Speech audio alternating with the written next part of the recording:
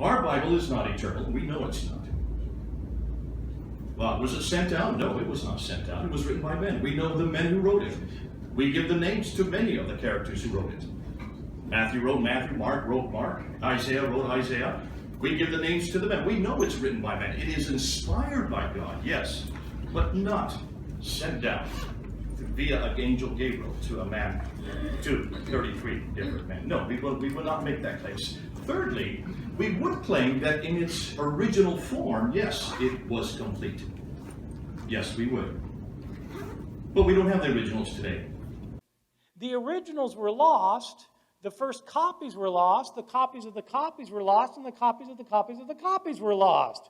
What guarantee is it that the entire tradition goes back to some kind of original rather than to a copy?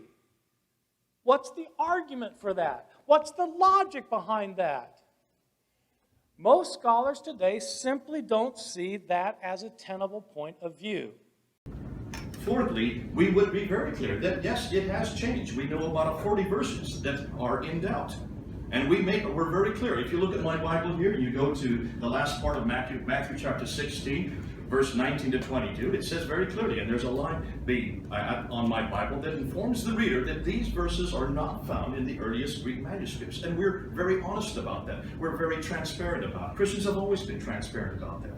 If you go to John chapter 7, verse 53 to John 8:11, there's a line before that verse and a line after those group of verses that say very clearly in the Sinaiticus and the Alexandrinus and the Vaticanus, all of these manuscripts that are in London, that are in Rome, these manuscripts don't have those set of verses, those 9 verses. We're very clear about that.